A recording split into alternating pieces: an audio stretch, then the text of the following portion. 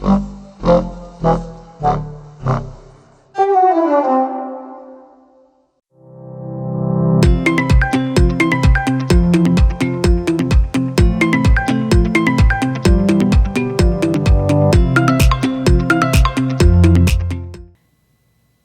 was Paul Halmos who said, "The only way to learn mathematics is to do mathematics." Hello boys and girls, my name is Miss Aaliyah Brewster and it's time for us to do grade 5 mathematics. Today's topic is perimeter. So grab a pencil and a notebook, get settled because we're about to start.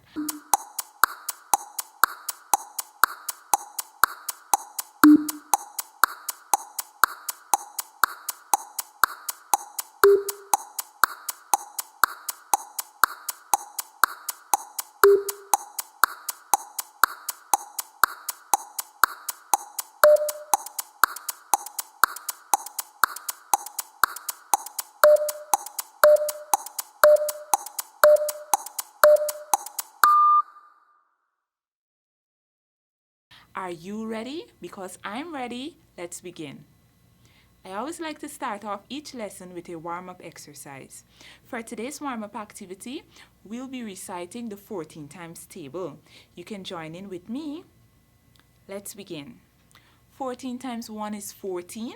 14 times 2 is 28. 14 times 3 is 42. 14 times 4 is 56. 14 times 5 is 70. 14 times 6 is 84. 14 times 7 is 98. 14 times 8 is 112. 14 times 9 is 126. 14 times 10 is 140. 14 times 11 is 154.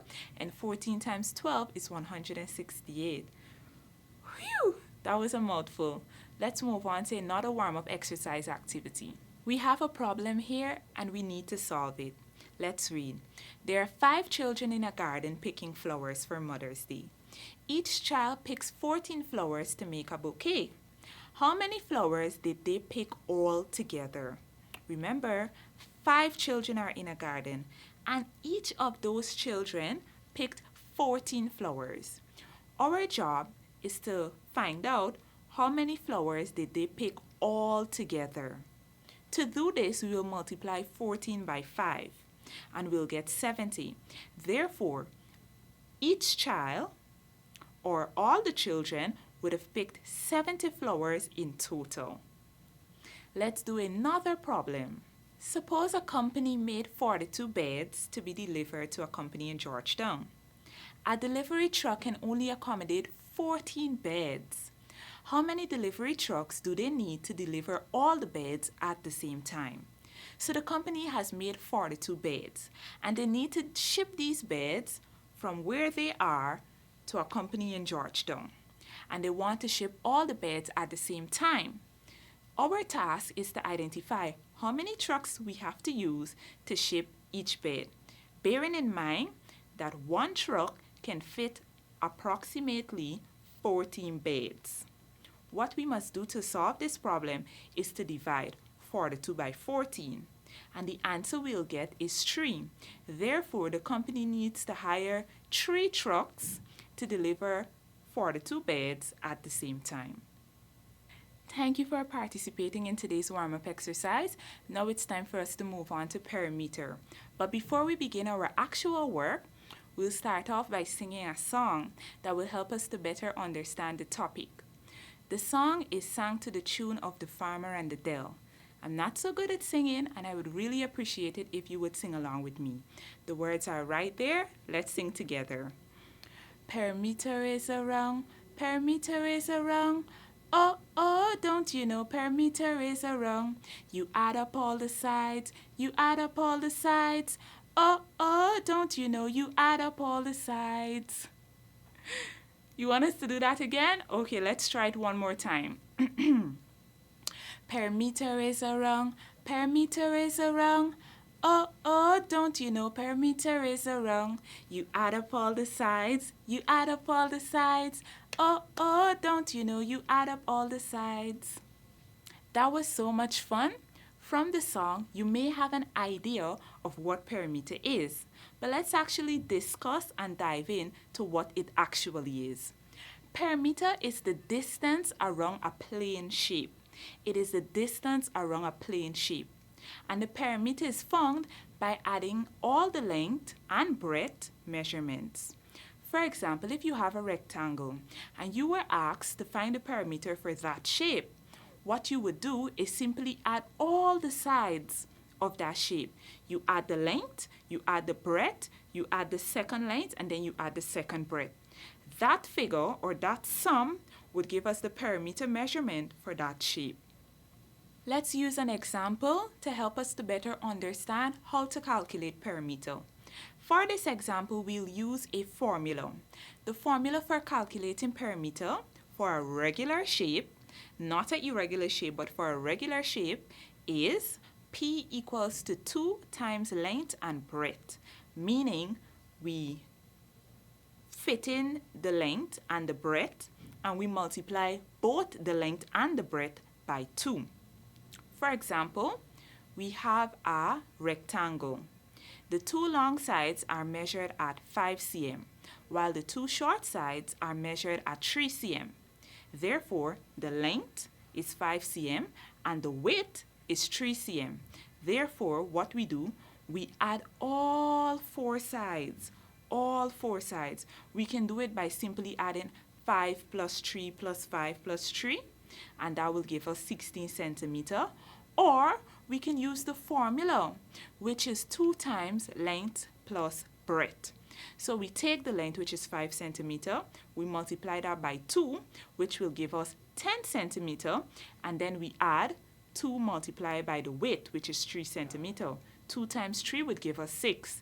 Therefore, perimeter is equal to 10 cm plus 6 cm, which would give us 16 cm. So whether you choose to use the formula or not, we still arrive at the same answer, 6 cm.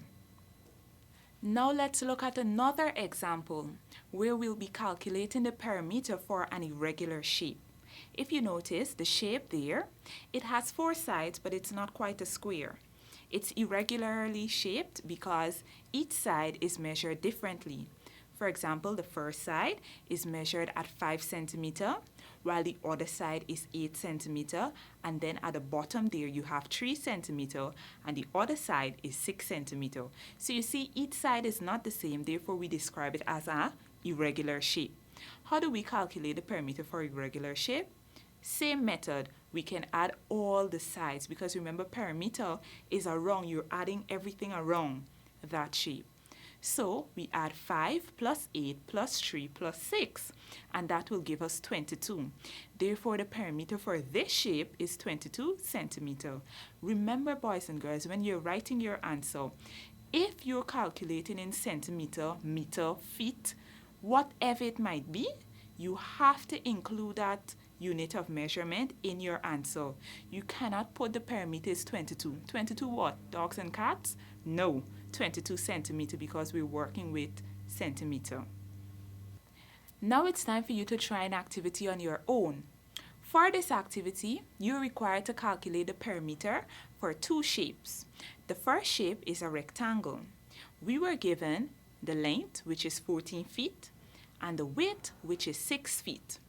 However, you would notice that the length and width of the other sides are not written in.